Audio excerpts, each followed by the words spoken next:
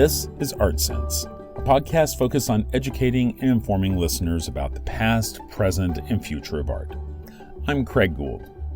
First up this week is my conversation with Philip Larratt-Smith, who has curated an exhibit at the Jewish Museum titled Louise Bourgeois, Freud's Daughter, which pairs Louise Bourgeois' artwork with personal writings from her time in psychoanalysis.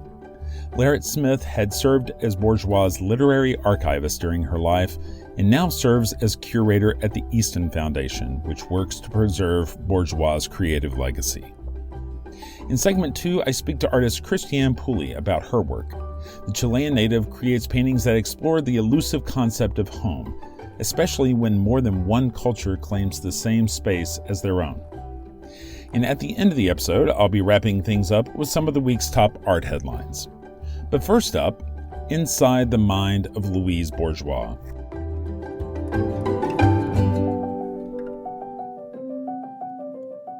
Philip Larratt-Smith, thank you for joining me today on the podcast to talk about an exhibit that you've curated called Louise Bourgeois, Freud's Daughter. Can you kind of give us an overview of the exhibit and where your work on this exhibit started? Sure. Well, the heart of the exhibition consists of about 82 writings that Louise made when she was in psychoanalysis in the 1950s and 60s. These were discovered towards the end of her very long life, two phases in 2004 and 2010.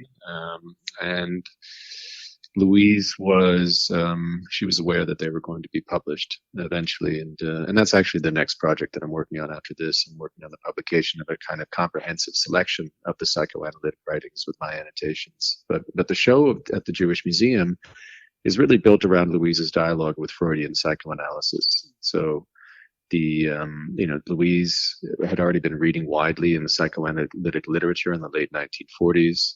She was then living in New York City with her husband and three young sons, experiencing a lot of psychic turmoil. And it was when her father died in 1951 that she was plunged into a deep depression and decided to seek help. So she consulted first with a kind of Dr. Leonard Kammer, who was a psychiatrist specializing in depression, before, I think, being referred to Dr. Henry Lowenfeld in 1952. And she saw him, according to what was then the standard Freudian formula, of 4 to 5 sessions a week, of about an hour each.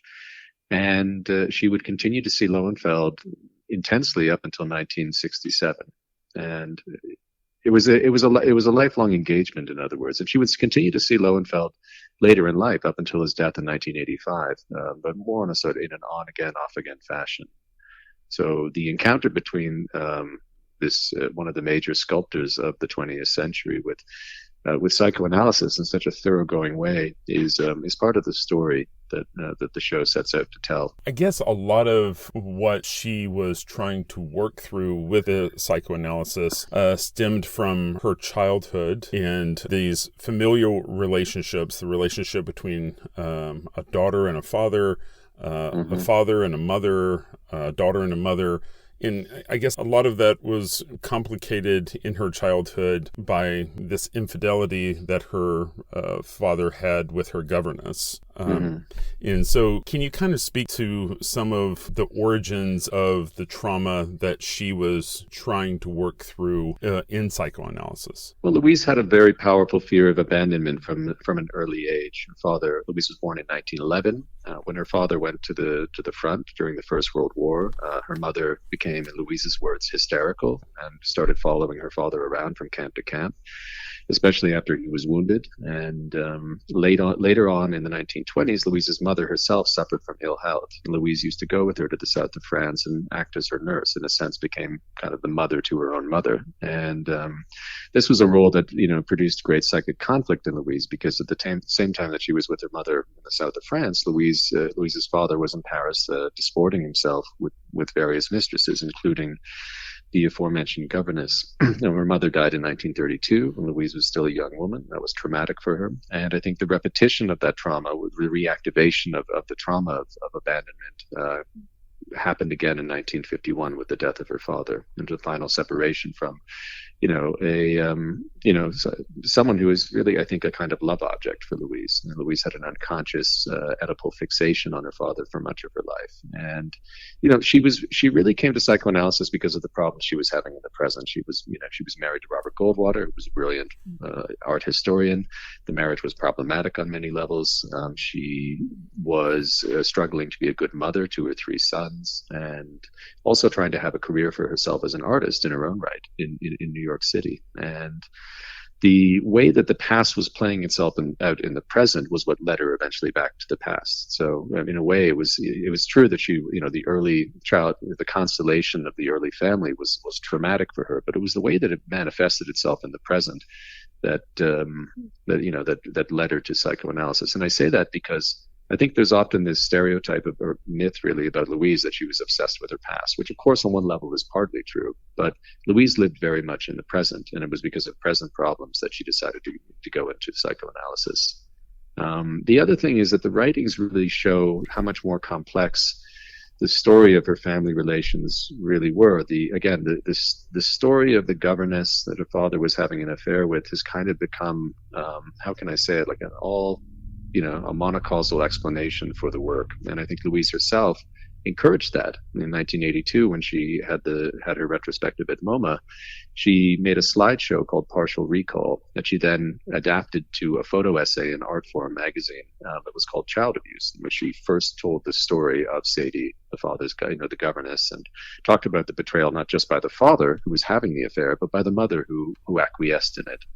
And this kind of set the coordinates for the reception of Louise's work, I would say, even to this day. And Louise, of course, was a great storyteller. You see that in the work. She's using the work to tell the story, to tell and retell the story of her life. And, I think that it's more a question that there were things that were left out of that version that the psychoanalytic writings really make plain. That, the father, there was a lot of anger and negativity towards the father, but she was also, there was a passionate idealization of him as well. And conversely, with the mother, there were, feelings of murderous rivalry with her. And again, these are all things that, that are found throughout the writings. And I think her psychoanalysis made her aware of on a conscious level. I've seen where it's apparent in her writings that she is not only benefiting from psychoanalysis, but she's also contributing to the dialogue. Can you talk a little bit about her contribution to the dialogue around psychoanalysis? I think that Louise made a contribution in the areas of obviously her commentary on female sexuality is valuable. She felt that Freud often was wrong in his perceptions of women, or the way he theorized about female sexuality. She definitely strongly believed that he did not understand the nature of creativity and the nature of the artist, though at the same time she used his term sublimation to describe a lot of what she was able to achieve at the best of times through her own art making. It was a relationship that I think was I think Freud became a kind of father figure, and that was the inspiration for the title of the show. Louise internalized Freud, whom she never met, as a kind of father figure, and that he became overlaid with all of the unconscious and conscious reactions of Louise to her own father. So there's a feeling of that she's contending with him. There are things that he gets wrong. There's an element of mockery, but at the same time, he was the one. It was his system of thought that she turned to save her. And I think that there's in a way, Louise's writings could almost be taken as a case history of a self-analysis. Freud himself did a self-analysis in 1909 in which he diagnosed himself as mildly hysterical, and it wasn't uncommon for the early analysts to do that. And I think Louise's writings, and indeed her whole body of work, has that quality too, that she's almost presenting this kind of case history of herself, of her own psychic formation. And again, I think Louise was intellectually quite brilliant. Her mother made sure that she got an excellent education in the 1910s and 1920s, and her range of reference, her knowledge of psychoanalysis, I think, allowed Louise to make a contribution to psychoanalysis, to the field on many levels. Maybe we could talk about some of the pieces that you curated for the show to kind of go alongside these literary passages from her diaries and in her writings. I believe the show opens up with this one piece, Conscious and Unconscious. That's right. Can you kind of tell us how that is the best starting point for this dialogue? the discovery of the unconscious by Freud is really the foundation of psychoanalysis in general. This, this revelation that the vast majority of our psychic lives is sealed off from us, that we only have access to it through indirectly, through dreams, through bodily symptoms, through things that we can learn to analyze, but essentially a kind of it's the proverbial iceberg beneath the tip that's visible. And this I think for Louise was also the nature. I mean, Louise felt that through her work, she was making her unconscious conscious. So that's where, in a way, her time in psychoanalysis paralleled what she was doing in her art. Louise felt that when she made a sculptor, she didn't know where she was going. She would start with a form. She would start with an idea. She called it a journey without a destination. So it didn't unfold according to some preconceived plan. And so a lot of the titles that Louise would give to her works actually came much later in the process, or even at the end. When Louise realized or understood what it was that she was trying to express. So we start with conscious and unconscious because the dynamic interplay between these two entities is the story of psychoanalysis, and that's also what we see in Louise's work. And the work to which you refer is a large format wooden vitrine piece that she made in the last 5 years of her life. And it consists of two elements that are unified on a central base. One of them stands for the unconscious and one for the conscious and conscious mind. And, I think Louise, she spoke often of her volcanic unconscious. It was something that she felt, she didn't totally have control over, obviously, but it was something that, she felt that the artist in a way was gifted with unusually high, direct access to the unconscious. And that this was sort of, this was in a way that, the curse of the artist was that they were sort of trapped into a form of behavior where they didn't often know why they were doing what they were doing. Their excesses, their drinking, their womanizing, their acting out in the present, all the manias and phobias of, these eccentric personalities. But at the same time that this was a kind of, if not a cure, then a palliative. Being able to make art was a way to, was a road to self-knowledge for, the often tormented figure of the artist. Another piece that I think is early in the exhibit is this piece, Couple 3. Mm-hmm. These two figures in a lover's embrace. You can't tell if they are together by choice or force. It feels like there's a theme of codependency there. Can you kind of speak to that piece? Definitely. Well, it's an image of a couple, but it's not necessarily a happy picture. I think you're picking up on something that is, integral to the work. That it's, there's a sense, which Louise idealized the couple as a state of togetherness, of fusion, of perfect satisfaction. But of course, reality often fell short. And then there's also a dark side that when you make yourself vulnerable to another person, you can become hurt. You can be rejected. You can be abandoned. And so there's no positive thing without a negative thing in Louise's work. The two things are often, commingled and in an interesting way. And I think the prosthetic, one of the female figure has a prosthetic arm, which she's using to cling to the male. And there's an element of sadism in that as well, that it's not just benign holding on to him. It's as if she's trapped some prey. And so I think Louise saw that, in a way as a metaphor for the nature of seduction, that it involves a degree of manipulation as well. The exhibit also includes her personage, which are these, shall we call them totems, that were originally crafted in wood, but then cast. I believe she started making them in the 40s. They sort of serve as proxies for people in her life. Can you tell us something about the symbolism there? And maybe symbolism in general, because I believe that's one of the things that she was really tapping into in psychoanalysis, is this concept of things being symbolic for other things. That's it. That's right. I think that Louise is often misdescribed as a surrealist, partly because she knew all the major surrealists. She knew Breton, and partly because she's French and came of age during that period, and also because there are glancing affinities between certain works and what the surrealists were doing. But Louise rejected that term for her work because she felt that the surrealists were more literary, particularly in their depictions of psychoanalysis. It was much more a literary rendering or a narrative rendering of the unconscious, whereas Louise felt that her own work was coming from a more deep and structural relationship to the unconscious. But I would say that in terms of symbolism, Louise Louise did believe in the symbol, and she believed that in a way that, things often have the form of appearance of their opposite. So, a hanging phallic form can actually be a little girl, or, things do not always read in a one-to-one way. They often incorporate their own oppositions and contradictions. And I think the nature of symbol making, symbol formation in Louise's work often has a dreamlike quality and partakes of the psychic mechanisms of condensation and displacement, which Freud said was characteristic of dreams. So, things are conjoined in a hybrid way, or they feel almost like portmanteau structures, or unlike things are yoked together in an uneasy coexistence. And, there's often a sense in which one, things stand for other things as a way of better being able to talk about it. And that indicates in turn your own mental relation to it. Instead of having the thing itself, the way that you symbolize it tells you something, fundamental about your relation that maybe a literal representation of it wouldn't do.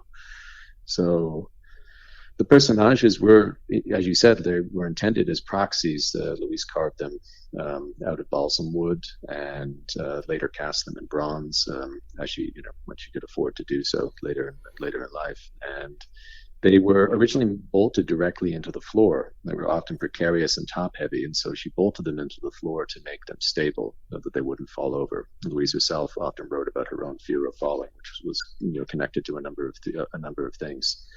So, there were symbolic representations of her, not just of other people, but of her relationship to those people. So again, there's always this sort of dialogic quality to Louise's work, or maybe interpersonal is the better word, because it's very much, her favorite, geometric form was the oval because it had two centers. Louise really believed that the dynamic with the person was the truth of the relationship, not what one person thought or the other person thought. And so, in a way, she immediately started from this perspective of, working with space in a way that used space to kind of externalize that dynamic. And so the personages were, symbolic substitutes for people that she'd left behind in France, but they were also symbolic representations of a salient quality about them. So the observer that has, a single kind of propeller-like blade on top of its head, is in a state of balance because he's simply observing. Or, to take one of the works that's in the show, The Dagger Child, which is a representation of the child who reacts with violence against the parents. And, I think this is...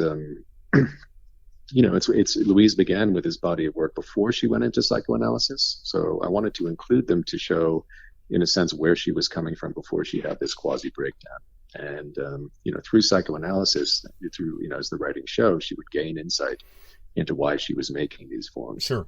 I've heard some discussion about how those personages were inspired by her working space. I guess she was working on a rooftop in New York, surrounded by these skyscrapers. And I believe there's some thought that she saw these skyscrapers as almost a depressed landscape, that if these were figures, they're coexisting, but they're not touching, they're not interrelating.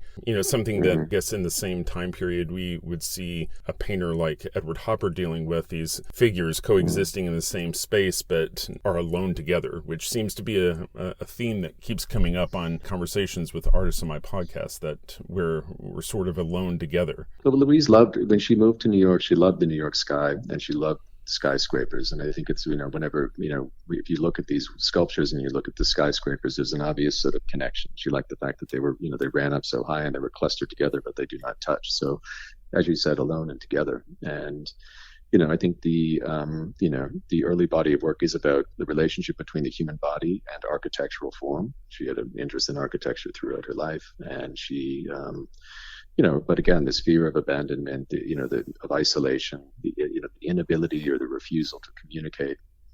This is very much what she was exploring in that body of work. And I think also that in a strange way, Louise's work has this, she herself was she ran up parallel to the art world. She often shows these glancing relationships with the dominant movement of the time. So when she was making this sculpture, it shows there is an affinity to some extent with abstract expressionism, but she's never really been she was never an abstract expressionist. And later, her work would often partake of, the characteristics of post-minimalism, her use of soft sculpture. In fact, she was really a pioneer in the use of it. And, later on, feminist art with body art, with installation art. Louise was sort of ahead, often ahead of other artists who started exploring these things. But she was never really, she was, as they used to say, she wasn't a joiner, so she didn't belong to any club, and it's very hard to reduce her to one movement. But I think some people, when they think of Louise, they think of some of her later work, like the spider sculpture that was commissioned for the Tate. But I seem to always kind of gravitate back to these cells. And you have included the Passage Dangereux, and it's a very compelling work because it's large and there's all this layered symbolism, and it seems to have a lot more narrative than some of her other work. Can you talk a little bit about that piece? Well, Passage Dangereux is the largest cell installation that Louise ever made. She began making them in the early 1990s. These are architectural installations that originally the viewer was meant to be able to enter and walk through. And they were made out of a combination of objects Louise had made and also objects that Louise had found, so found objects. And this was a shift for Louise because up until the 1990s, she predominantly made her sculpture. The beginning to use the found object is significant because it's as if Louise needed something that had a heightened sense of reality. So she would use the perfume that she wore throughout her life, Shalimar. She would use objects that she'd kept over the course of her life. Louise was a pack rat, so she had a lot of things from her early childhood that she took with her when she left France. And the way in which she orchestrates these installations is really to kind of recreate, I think, these, the originary scene of the drama. And Passage Dangereux in particular is unusual among the cells because the cells in general deal with the themes of memory, desire, the five senses.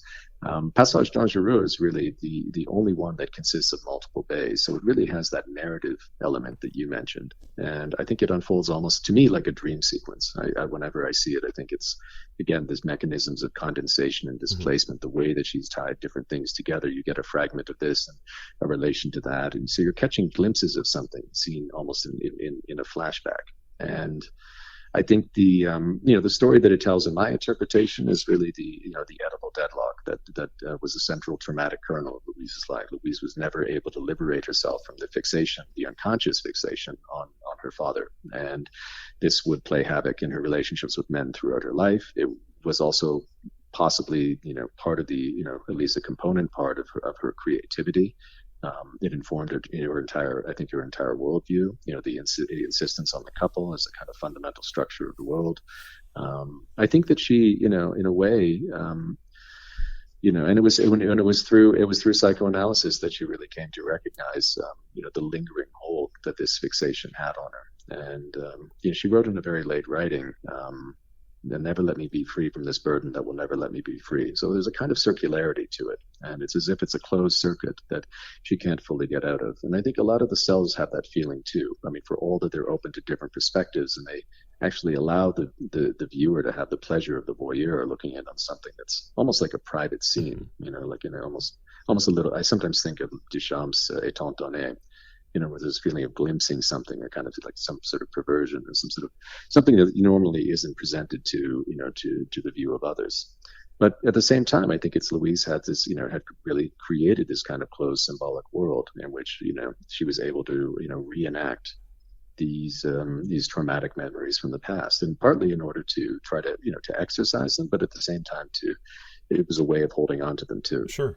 I believe I read that it was originally conceived that to experience the work, you could pass through the cell. That's right. But ultimately, it was chosen that it would be viewed from the outside. And conceptually, I think, what would it be like passing through and experiencing that inside the cell versus viewing it from the outside? And I guess part of that kind of goes back to this whole nature of psychoanalysis, looking at your world from a first point perspective versus from the outside looking in. I think one thing I would say about that is that the truth of the analytic situation emerges from the dialogue between two people. So even if the analysand is doing all the talking and the analyst is only occasionally interjecting, it's still the dynamic that sets itself up between those two that creates the truth of that encounter. And so in a strange way, I think that's also the case with the cell. So even though it's impossible really for conservation reasons to let people walk through the cells at this point, part of it was this idea of seeing a situation both from within and from without. And in general, I would say with their art, Louise is attempting to she wants to re-experience the trauma in order to abolish it. And beyond the pleasure principle, Freud talked about the fact that so many shell shock victims were having this sort of return, mental return to the most anguished moment of their life, to the origin of the trauma. And he didn't understand what it was exactly that they were attempting to do until he realized that it was attempting to relive the trauma in order to release themselves from it. And this was a largely unsuccessful attempt to liberate themselves from, the traumatic event that had made them who they were. And this is, I think, also true of Louise in a way that she said art is a form of psychoanalysis. And indeed, psychoanalysis and art become overlaid in Louise's work and at times seem almost indistinguishable from each other. But Louise never said that it was a cure. There was no cure. And I think psychoanalysis also does not purport to be a cure. It can do many things. It can alleviate your suffering. It can give you insight into why you're doing the things that you're doing. And, possibly you can use that information to live in a different way. But it's not some sort of quackery where you go to the psychoanalyst 3 times and then your back feels better. I mean, it was always something. It's much more labor intensive, and it's I think for Louise there was a kind of analogy in a strange way with between art, what art was for her. She saw being to be an artist is really to be condemned to this life of repetition, where you have no choice but to continue expressing yourself and sort of acting out your traumas. In a previous conversation on the podcast, I spoke with Marilyn Minter. Her work focuses on female sexuality and feminism.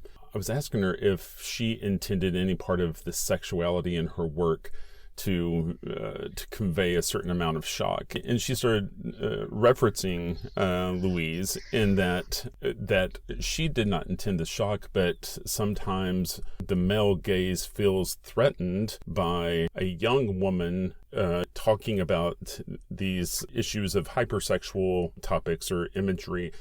But how in Louise's case, dealing with these phallic images, images of female genitalia, when in her late 80s, that they did not feel threatened by Louise the way a much younger artist would have been received. No. I think what I could say I think I understand where you're going with this, and I think that what one thing about Freudian psychoanalysis, for all that it sometimes seems to be in bad odor nowadays, or to have been sort of debunked, as people say, or that it's been somehow demonstrated to be false. Psychoanalysis was revolutionary in its time, when around the time of its invention, because it took sexuality from the margins and put it back at the center of life. And that was part of the reason why so many of the early psychoanalysts were female. Karen Horney, Melanie Klein, Freud's own real-life daughter, Anna Freud, also Helen Deutsch, Marie Bonaparte. The list goes on. It's a field that's essentially co-founded by women, and I think these were all very liberated women by the standards of their time, who found in psychoanalysis a way of talking about their sexuality that wasn't fraudulent or shot through with Victorian pieties. And I think Louise would have agreed that sexuality was the center of life. And she even says in her writing is the fixed center of Eugénie Grandet, a novel by Balzac that she loved, about a younger woman with an older, overbearing father, of all things. And so Louise, I think there was this feeling that she's talking about sexuality because to some extent sexuality is her identity, and also to some extent sexuality is always traumatic. There is a traumatic component to sexuality, no matter that whether we acknowledge it in our everyday lives or not. It is about this sort of the two in one, the return to the idea, whether it's the return to the mother or the temporary illusion thereof, or the violence that often underlies a lot of sexuality, whether it's expressed in what we say is a correct way or not a correct way nowadays. And I think there is some truth to what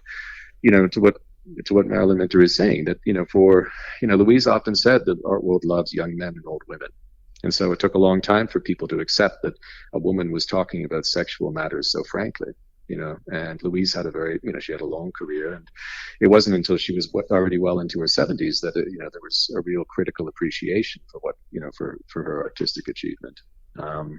But I don't think that Louise would have said there was something. She was never trying to be sensationalist, certainly. And when she worked, she wasn't really aware of an audience. It was really, she called it working under a spell. And later on, when the work was completed, if it was a real discharge of unconscious material, she almost, she sort of forgot about it and moved on to the next piece. So she wasn't that conscious of the audience at any stage, and this again, it goes back a little bit to the fact that she was neglected by the art world for so long, and it took a long time for the art world to catch up to what she was doing. So where did your relationship with Louise begin? Because I feel like this has been the focus of your work for quite a while. Was it still during her lifetime? Yes, I met Louise, and in 2001, I started working for her fairly informally in 2002, and continued as her quote-unquote literary archivist up until her death in 2010. And when the psychoanalytic writings were first discovered, they really became my project. And I have been working on this for, it's coming up on 20 years now. And she is, I think, Louise is an incredible writer, in addition to being a great artist. When people read these writings, they will see that Louise, her insight into herself, her use of language, the way she shuttles back and forth between French and English, it's all, I think Louise has a gift for expression, and no one writes like Louise. And that's why I make the claim that these, the discovery of these writings, the significance of this discovery really goes way beyond merely art history. It's significant for psychoanalysis. It's significant certainly for feminism, but it's also significant as a literary event. Louise is really, has a singular gift for expression, which I think will come to be recognized as the writings are published. But I hasten to say that I wasn't close to Louise. I knew Louise. I would go and sometimes read the writings to her to ask her about this or that. I worked with her on other things as well. But we got along very well. But I never saw. By the time I met Louise, she was already very old. I think she was 89 when I met her. So some of the more explosive episodes that other people witnessed sort of died down by then. I mean, you just can't give it a go when you're 90 the way you can when you're 70, apparently. So, but you can still sort of throw things across the room. She certainly, I never saw that, but yes, she was prone to breaking things when she was mad. She was prone. I mean, she held a Sunday salon for 25 years, and she used to call it Sunday Bloody Sunday because people would come in and want to show their work to the great artist Louise Bourgeois. They wanted her seal of approval, and Louise didn't just give it out because you showed up and said hello to her. So it was often quite, her critiques could be quite brutal. And in a way, I think she thought it was a kind of generosity because you're telling people the truth, right? And the truth of the truth will set you free. If you know the truth of what Louise thought, it was actually more valuable than someone just pretending to be nice or fobbing you off, which I think is, what happens often is not with a lot of young artists. But yeah, Louise had she had such a very strong personality, and within her world, in her house, she was very much, she was in control. And she said that elsewhere. I think the house, almost became a kind of work for Louise. And the foundation is fortunate to be able to keep it open by appointment only. It's something that we're lucky to have it in a way more or less unchanged from when she was alive. I mean, you do have the feeling when you go there that she's just sort of stepped out of the room. And very vivid personality, very very singular. These writings were very personal to her, but in your conversation with her, she reached a point where she was willing to share that level of transparency as part of her oeuvre versus being something to... Because I don't know if anyone ever writes a diary with its intention of being shared. It sounds like in your conversations with her, she had embraced this literary distribution at that point in her life. She never intended these writings to be published. They consist of dream recordings. They're so-called process notes where she reacts to the analytic process. They're often notes for the next session. They consist of her reflections on her own sculpture, on creativity or art in general, and also on psychoanalysis. But Louise really wrote them almost as an aid to the psychoanalytic process. So they're derived from a practical event. They weren't written with a view to publication at any time. And Louise also kept a journal throughout her life. It was a habit that she had been trained in as a young girl, and she kept it pretty much throughout her life, except for the last few years and for this period from 52 to 67 when she was in psychoanalysis. And during that time, the psychoanalytic writings, the loose sheets as we call them, really displaced the diaries. And this was partly because Louise wasn't going out as much. She wasn't working. She wasn't working for part of that time, I should say.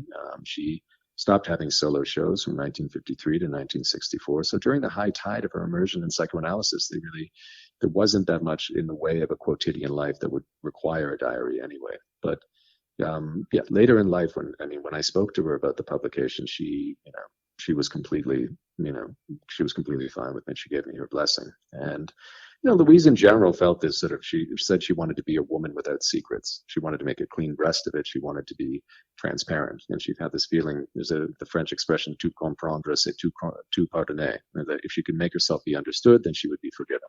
And there's a lot you could say about that intense guilt and need for forgiveness that Louise experienced, but she didn't ever really hold back in either her art or her writing. So even though the writings are very intimate, she's talking about a lot of things that are highly personal. I think, for Louise, it was of a piece with what she was doing in her art also. Well, Philip, I really appreciate your time. The exhibit is Louise Bourgeois, Freud's daughter, and it's up at the Jewish Museum through late September. Is that right? Yeah, September 12th is the closing date. Okay, and if people wanted to keep track of you, if they wanted to follow, would they be following the Easton Foundation, or is there? Do you have a website or? I now work at the Easton Foundation as curator, so I work on a lot of Louise's exhibitions. So that would be the best way to follow me.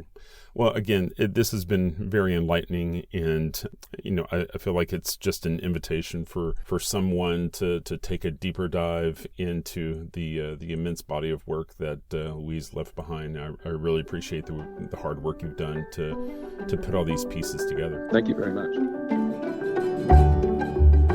Each week in this slot, I take a time out to tell you a little bit more about why I love my Cambia. To this point, I've shared stories about how I've found my favorite painting by browsing on the device, how the art that pops up has created conversations with my kids. Plus, I've shared about Cambia's commitment to technology leadership, being the first brand to provide secure display of NFTs from your crypto wallet and patents on providing the highest quality image for the longest amount of time. To this point, we've really only talked about how Cambia helps you display your artwork. But did you know that Cambia is also perfect for displaying your photography? Cambia has been selling frames for years to professional photographers who want a way to faithfully display their work. For a photographer, there are thousands of images at their disposal, so why choose to display only one when you can create a playlist of all your favorites? Especially if you're wanting to display a variety of work to prospective customers at an art fair or in a gallery. But these days, we're all photographers. And did you know that you can upload photos straight from your phone to your Cambia? In fact, just this week, Cambia added an integration with Google Photos. And I don't know about you, but I have like 20 years of photos in my Google Photos account, and now I can display images from my wedding or the birth of my kids straight to my Cambia. It's a nice way to release these photos from their digital prison. So if you want to learn more about Cambia and all of its display solutions, head over to cambia.art and check it out. And now, my conversation with Christiane Pooley about dreams of home.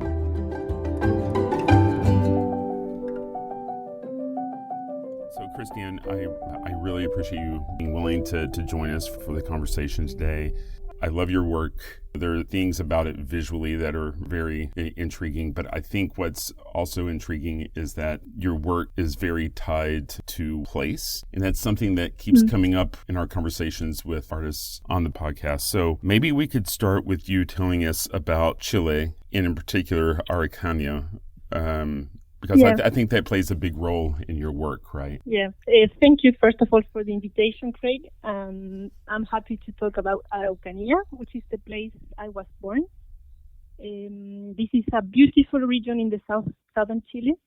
It's a region that is full of volcanoes. It has like a natural beauty that is like breathtaking when you see it.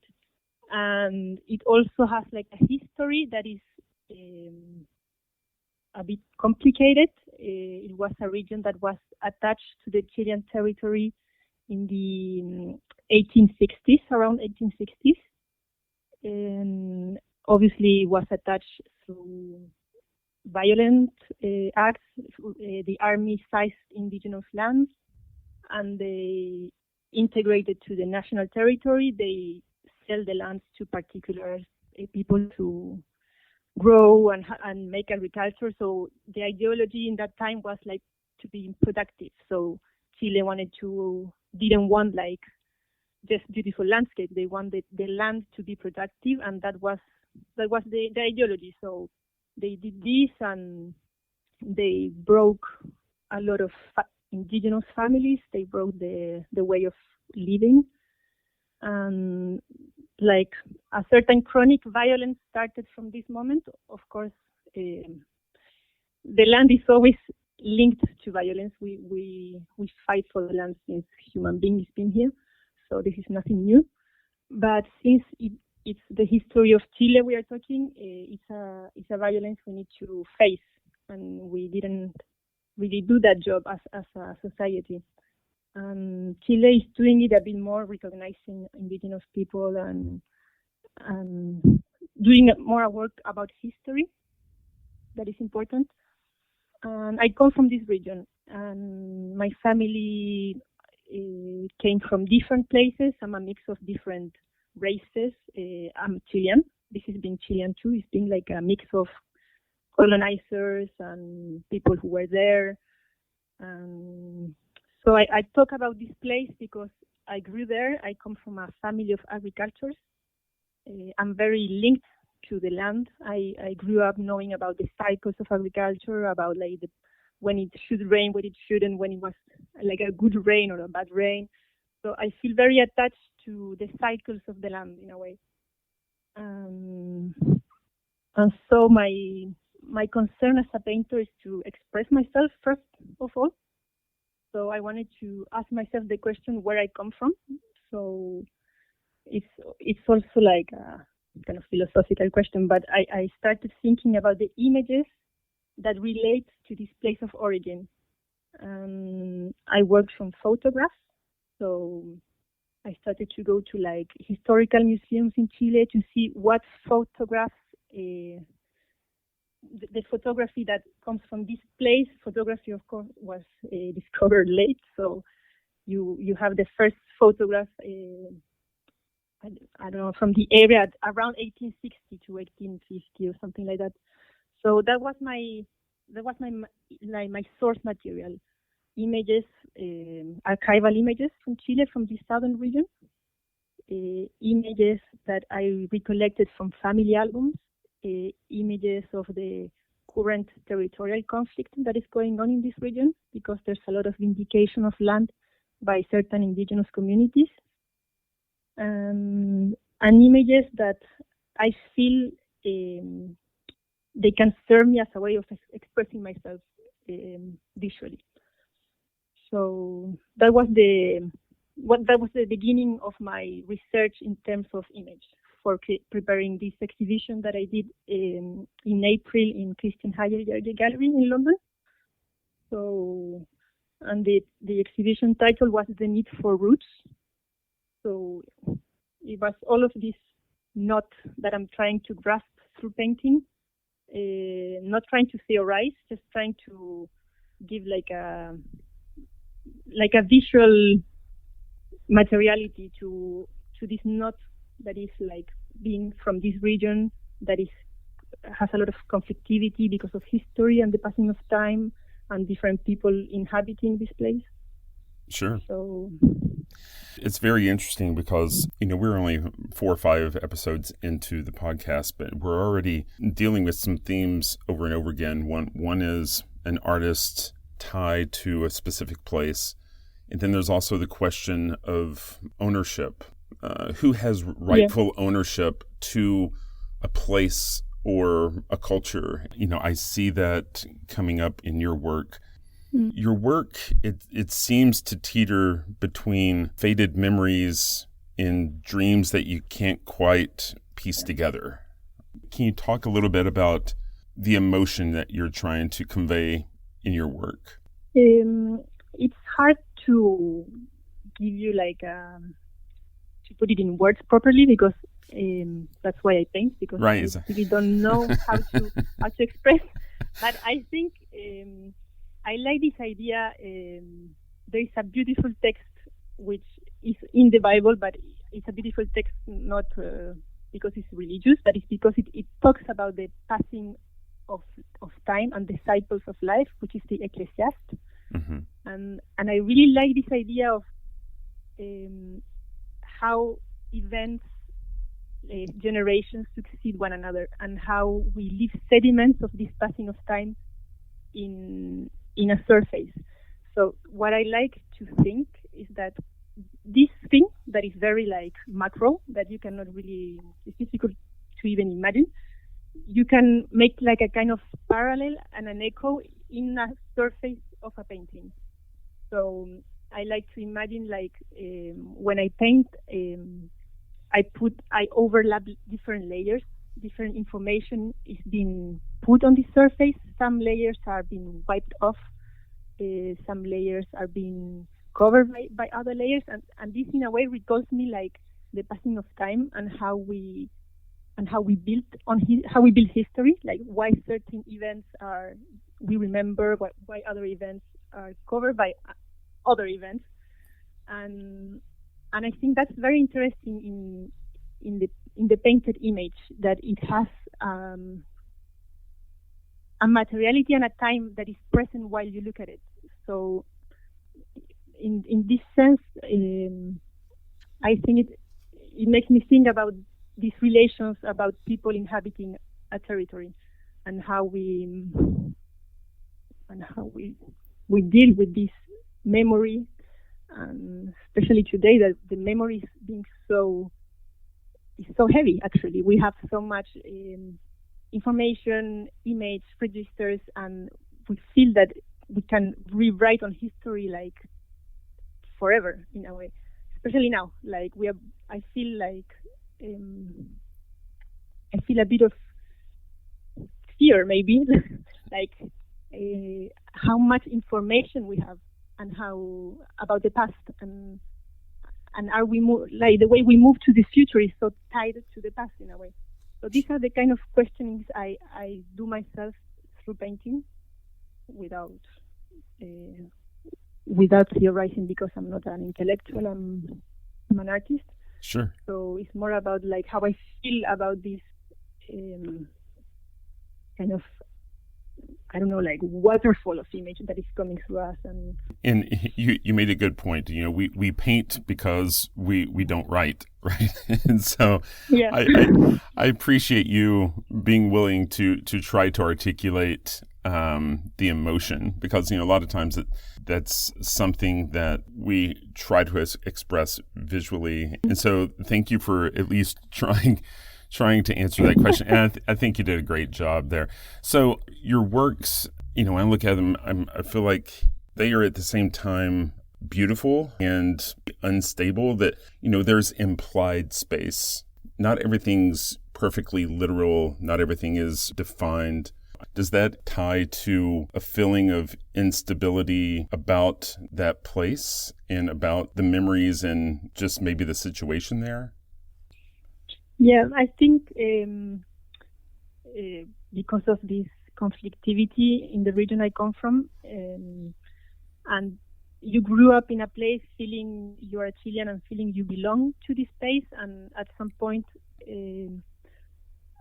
other people make you or tell you, we have our family house bombed, so it was like a symbolic way of telling us that we don't belong to this place. In a way. So when this happens, you feel that what was stable, like the feeling of national identity or belonging to a country, or these are like things you don't really question. And when you just like zoom out a bit, you see that this is being cycles that change all the time, and it's gonna continue changing actually. So you feel your ground is not solid. And it's like a moving ground. It's more like water. So yeah, you feel like your sense of stability and of belonging is not stable. So this is why I also started painting some floating houses on water, and it relates to all of that, of like making myself questions about what affects me emotionally. Sure. Of course, like an arson attack in your childhood home is something that makes a wound, and not a wound because of the material loss, but because of the symbolic loss of feeling that like the history of your country, you need to, like, someone is telling you that you are responsible of the history of your country, and you need to face the history, and you need to face who you are. That's why I wanted to look at my origins and see what my country has done, and actually not respond through violence. I think I wanted to. I'm completely against violence. I don't think it makes us build a country where we can all feel part of it. So how can I respond to that? Asking myself the pertinent questions that should be asked.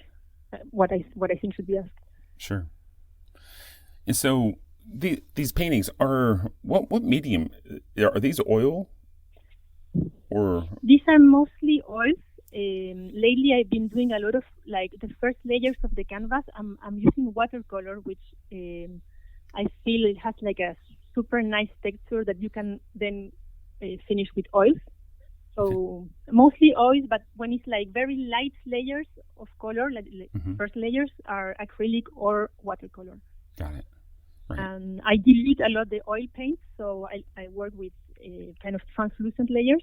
Sure. And I come back a lot in big paintings. I actually come back a lot with like small changes about like nuance of colors and little details. It's more like an abstract painting that I'm doing. Actually, I use images to compose an abstract painting that works first. For this exhibition, I was looking a lot at Rothko and Raúl de Kaiser. Mm-hmm.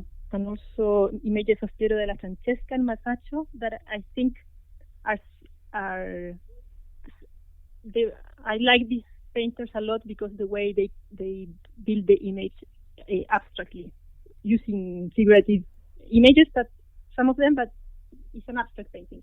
Sure. And that's what I wanted to do. So I use the different images to build an abstract painting. Sure.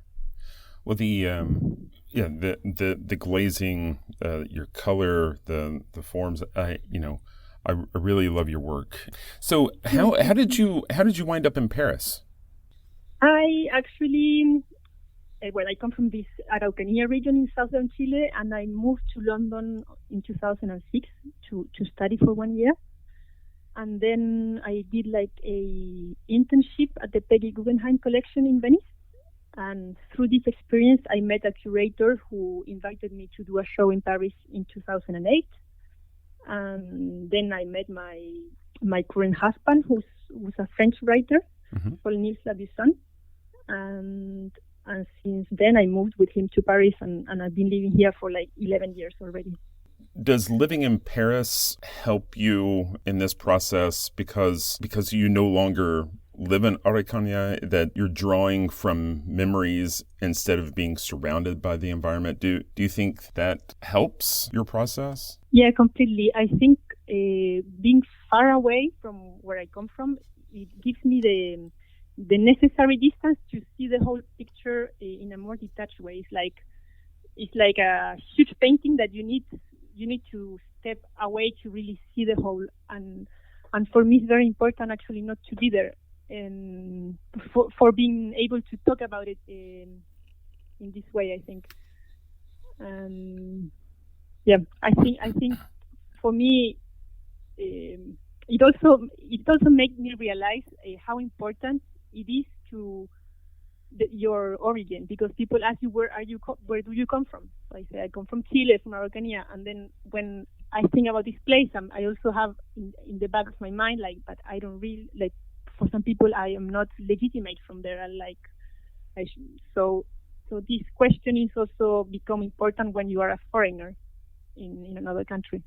So your most recent exhibit, The Need for Roots, Kristen Yallagarda, we can put a link to that show page. I think there's some great images there that can give folks an idea of your work. But if they wanted to stay abreast of your work, do you have a website that folks can visit? Yes, sure. It's Christiane with a CH and an E at the end, Pooley, POOLEY.net. And are you on social media like Instagram? Instagram, Facebook, the whole social media thing. we have to be, right? Completely connected. Exactly. Awesome. I think it's an amazing tool that democratizes the visibility of people, and I love that. I love that you can be in Araucanía still making your work, and people will see it because of this tool, which is fantastic. I love it. Awesome. Well, Christiane, I really appreciate your time today. Hopefully we've piqued the interest of our listeners to go look and discover your work and appreciate its beauty and its complexity. And so I really appreciate it. Thank you so much, Craig.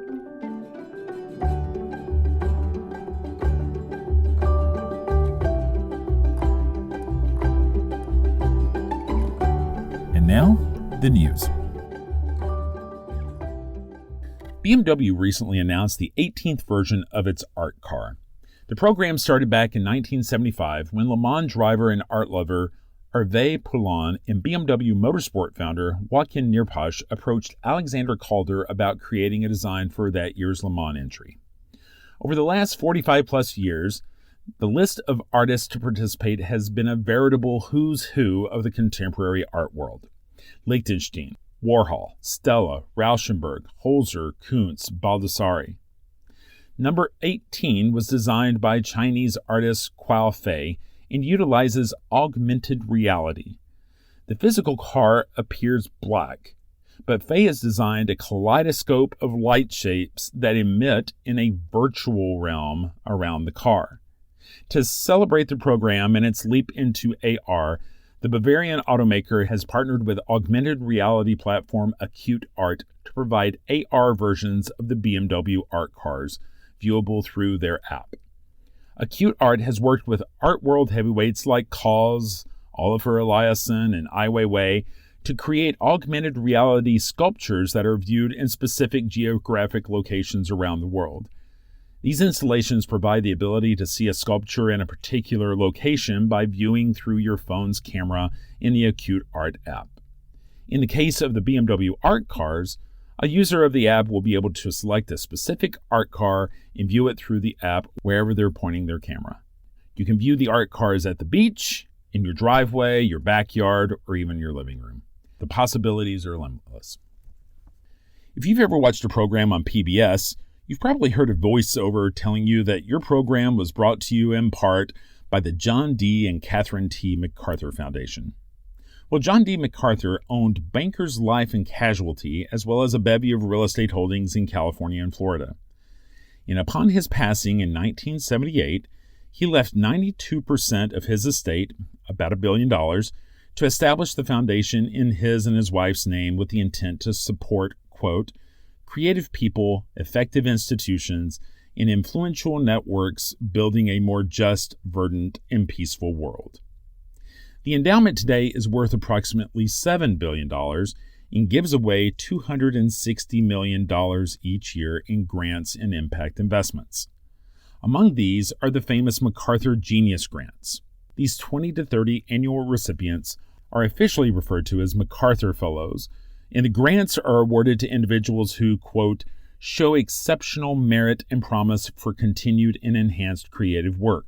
The award is not for past accomplishments, but for the potential of what the fellow could accomplish with the extra funding. Since 2015, this no-strings-attached grant amount has been $625,000 per fellow, paid quarterly over 5 years. Each year, fellows are added in the fields of science, humanities, and the arts. Previous Art World MacArthur Fellows include Kara Walker, Kerry James Marshall, David Hammonds, Nicole Eisman. And now, for the first time, a collaborative art exhibit is bringing together former MacArthur Fellows. To celebrate the 40th anniversary of the fellowship program, 29 art fellows are collaborating to create Biennale-style installations across Chicago, home of the foundation. Toward Common Cause, Art, Social Change in the MacArthur Fellows Program at 40, was curated by Abigail Winograd, who has also curated a 40th anniversary exhibit at the Smart Museum of Art at the University of Chicago. Winograd worked with the artists to establish projects that were community-specific, collaborative with its residents, and able to be a permanent part of the community.